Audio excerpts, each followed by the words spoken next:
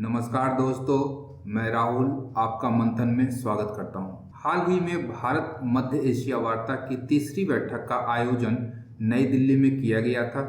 यह सम्मेलन भारत और मध्य एशियाई देशों जैसे कजाकिस्तान, किर्गिस्तान, ताजिकिस्तान, तुर्कमेनिस्तान और उज्बेकिस्तान के मध्य एक मंत्री स्तरीय संवाद है। आज के इस वीडियो चर्चा के अंतर्गत हम लोग भारत तथा मध्य एशिया के रिश्तों को ऐतिहासिक परिप्रेक्ष्य में समझने का प्रयास करेंगे। वर्तमान समय में मध्य एशिया का भारत के लिए क्या महत्व है, दोनों पक्षों के रिश्तों के मध्य वर्तमान चुनौतियां क्या हैं तथा इनसे निपटने के क्या उपाय हैं। इसके अतिरिक्त वर्तमान सम्मेलन में दोनों पक्षों के मध्य किन मुद्दों पर चर्चा की गई है, इसे समझने का प्रयास करेंगे। आगे बढ़ने से पहले आप मुझे मेरे सोशल मीडिया लिंक्स पर फॉलो कर सकते हैं, जहां मैं इस वीडियो से संबंधित पीडीएफ तथा प्रतियोगी परीक्षाओं से संबंधित अन्य सामग्रियां आप लोगों के साथ में साझा करता हूं। तो आइए आज की चर्चा प्रारंभ करते हैं। सर्वप्रथम हम लोग भारत एवं मध्य एशिया के ऐतिहासिक संबंधों को संक्षिप्त रूप में देख लेते हैं।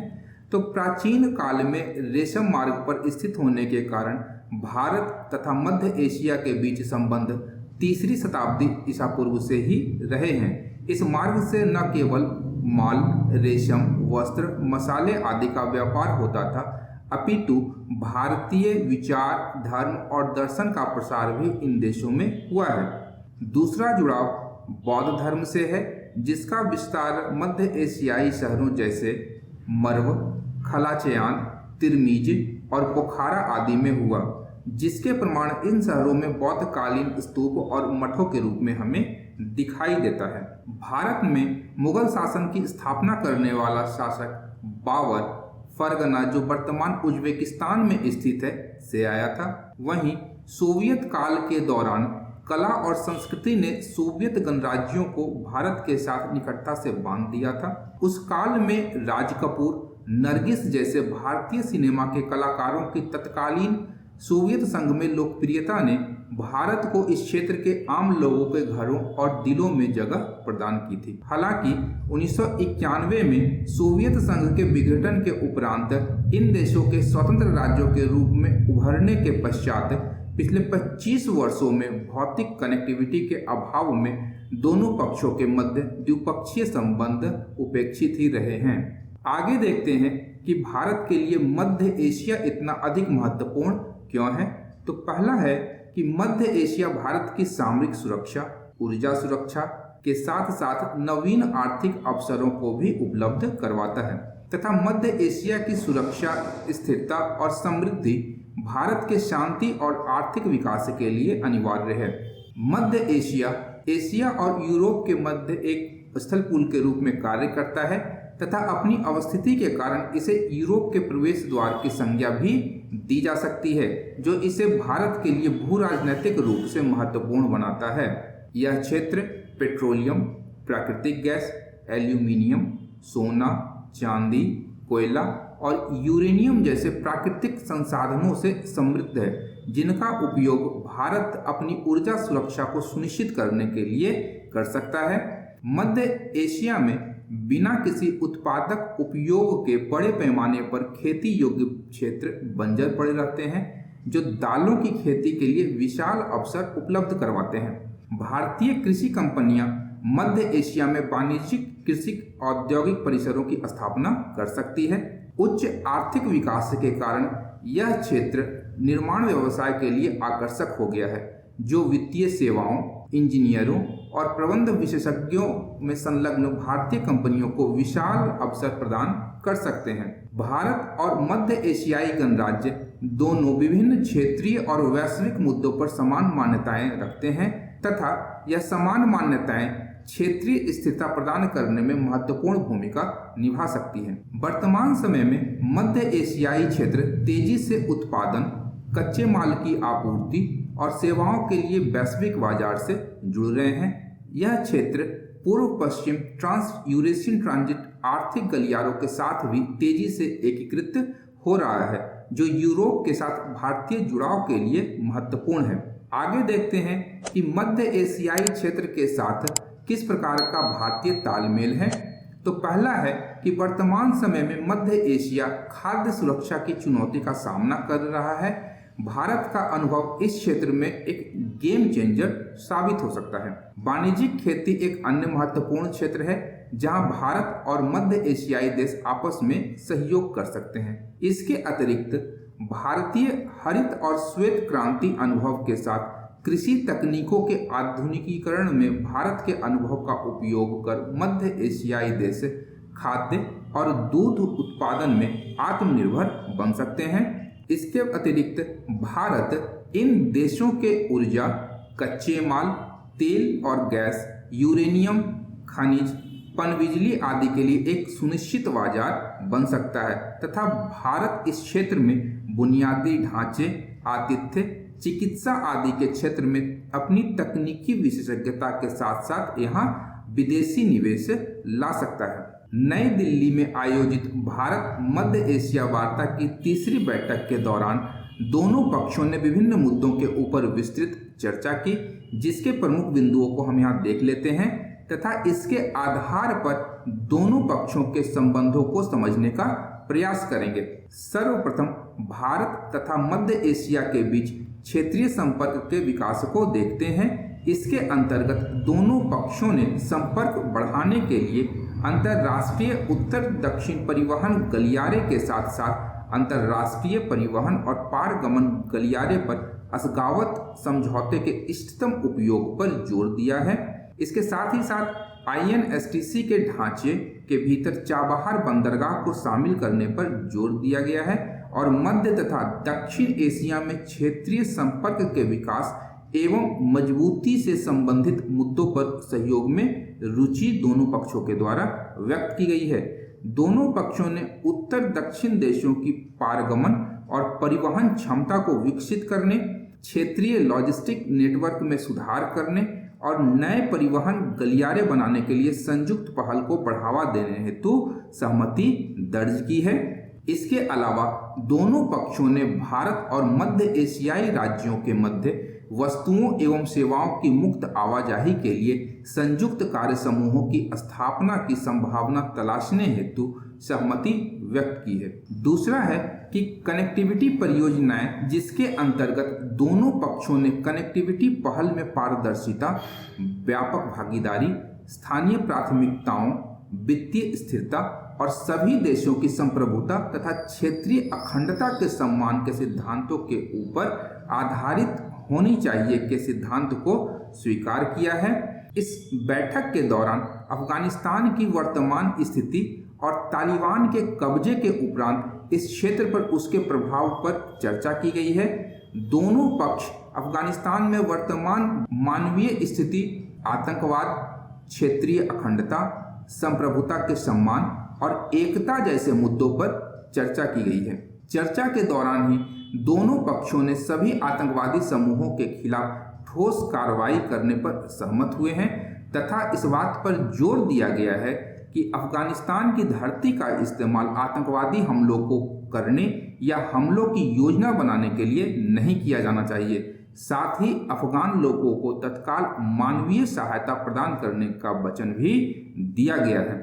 दोनों पक्षों ने आतंकवाद के सभी रूपों की निंदा की है और सुरक्षित पनाहगाह प्रदान करने, सीमा पार आतंकवाद, आतंकवादी वित्तपोषण, हथियारों और नशीली दवाओं की तस्करी, कट्टरपंथी विचारधारा के प्रचार एवं दुष्प्रचार तथा हिंसा को भड़काने हेतु साइबर स्पेस के दुरुपयोग द्वारा आतंकवादी प्रॉक्सी का उपयोग करने का दोनों पक्षों ने विरोध किया है। इस दौरान शांतिपूर्ण और स्थिर अफगानिस्तान का समर्थन किया गया और इसके आंतरिक मामलों में संप्रभुता, क्षेत्रीय अखंडता और गैर हस्तक्षेप के सिद्धांतों पर बल दिया गया है तथा अफगानिस्तान के संदर्भ में संयुक्त राष्ट्र सुरक्षा परिषद के प्रस्ताव संख्या 2593 के महत्व को रेखांकित किया गया है। दोनों पक्षों ने आतंकवाद विरोधी प्रयास के अंतर्गत आतंकवादी कृत्यों के अपराधियों, आयोजकों, वित्तपोषकों और प्रायोजकों को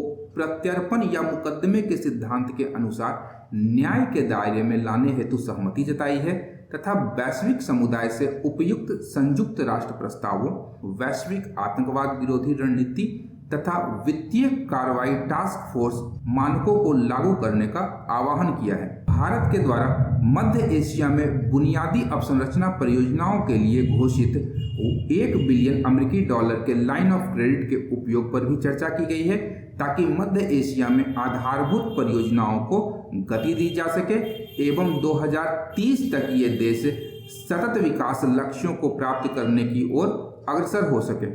मध्य एशियाई देशों ने कोरोना महामारी के बाद रिकवरी करने हेतु व्यापक टीकाकरण के महत्व पर जोर दिया और वैक्सीन साझा करने, प्रौद्योगिकी हस्तांतरण, स्थानीय उत्पादन क्षमता के विकास, चिकित्सा उत्पादों के लिए आपूर्ति श्रृंखला को बढ़ावा देने एवं मूल्य पारदर्शिता सुनिश्चित करने हेतु भारत से सहयोग का आह्वान किया है। सम्मेलन के दौरान दोनों पक्षों ने अन्य क्षेत्रों में भी सहयोग पर चर्चा की है, जो इस प्रकार से है। दोनों पक्षों ने पर्यटन एवं व्यापारिक संबंधों की क्रमिक बहाली का समर्थन किया है। मध्य एशियाई देशों ने भारत के साथ अपने क्षेत्र के ऐतिहासिक और सांस्कृतिक संबंधों की स्थापना और कनेक्टिविटी, परिवहन, पारगमन एवं ऊर्जा जैसे क्षेत्रों में सहयोग की संभावना को उजागर करने की आवश्यकता पर बल दिया है।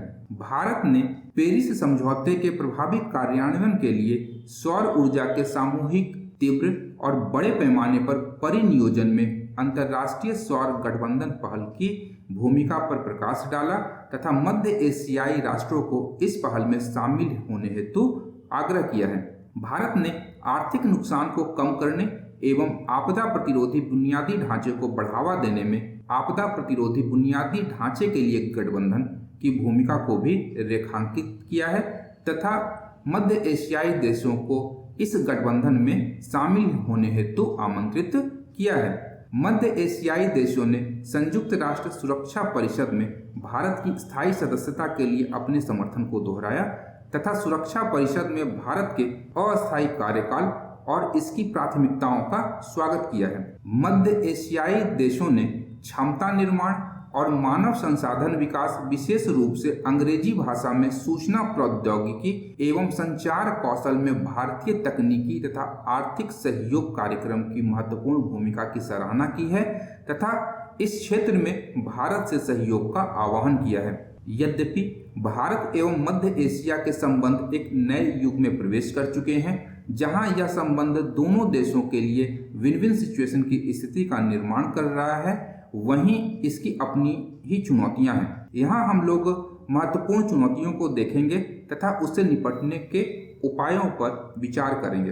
पहली गंभीर चुनौती कनेक्टिविटी की है, जो पाकिस्तान की शत्रुता और अफगानिस्तान की अस्थिरता के कारण उत्पन्न हुई है। यद्यपि मध्य एशियाई देश लैंडलॉक्ड देश हैं तथा भारत को उनके साथ भौतिक संपर्क स्थापित करने हेतु किसी तीसरे देश की सीमा का उपयोग करना होता है। दूसरा है, मध्य एशिया के साथ भारत का व्यापार वर्तमान में न्यूनतम मात्रा में है, जो लगभग 2 बिलियन यूएस डॉलर सालाना का है। परिवहन संपर्क में पर्याप्त सुधार किए बिना इसे बढ़ाया नहीं जा सकता है।